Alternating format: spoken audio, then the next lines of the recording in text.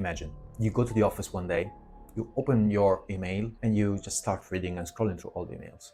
There's something that catches your attention. It's about one specific supplier that is asking for information and is asking for some specific details and sending you a link to access those information. You know the suppliers. Their request looks legit. You actually even know the sender of this email, and in fact, the tone in the email really is just very typical. So you click on the link comfortably, you start filling out the information, submit. Then something strange happens. The page keeps on refreshing and refreshing. So you don't really understand. You call your supplier, you ask to speak to the person who sent you that email, talk to them, only find out that they never really sent you. That is the moment when it strikes you. You've just been phished.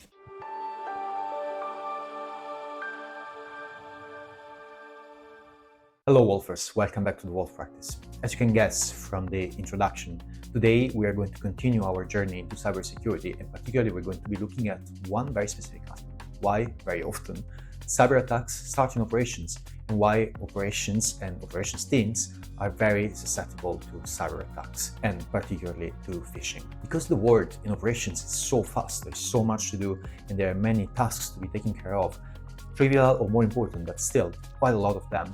Very often, that's exactly when things might be a little bit unnoticed. And that's also why very often the operations teams really need to be trained. We're going to get back to this point later on in the video. But the thing that I wanted to point out is this: there are things that might happen in real world and that are typically affecting exactly the operations team.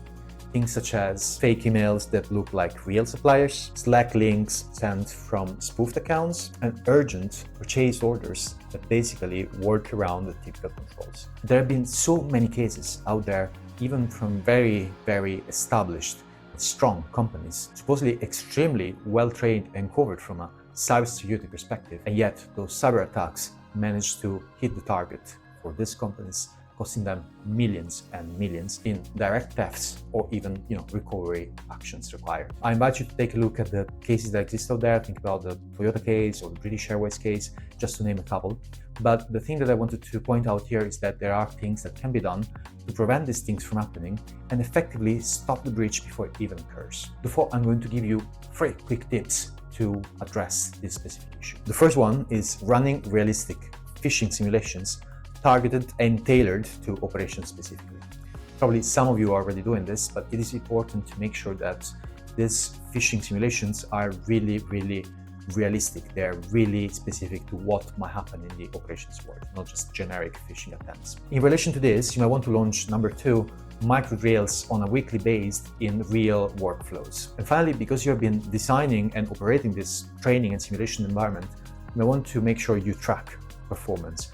So in particular, you want to track things such as, by example, the time to flag performance and reward the top performance. Because in this kind of situations, time is of the essence. As you might have guessed, when it comes to phishing and cyber attacks in general, the weak link is always, unfortunately, the human element. The human element is so important, but it's also the one that is most exposed to cyber attacks and the most vulnerable one. Therefore, you really need to make sure that you pay a lot of attention and put all the required effort into this training. And in order for us to help you in this, we have been putting together a fantastic guide which is called the Human Firewall Training Kit. It's free for you to download, available at the link that is put in the description of this video down here. So just click on that link and you'll be redirected to download this guide, as mentioned, entirely free of charge. If you find the guide helpful, or if you find this video interesting or insightful, please leave a like or a comment. We'd be happy to engage with you. Don't forget to share this video also with anyone within your network who might be interested. And by all means, don't forget to subscribe to our channel to be always on top of everything new that comes on a weekly basis by the Wolf Practice, expressly made for you. I look forward to talking to you all next week.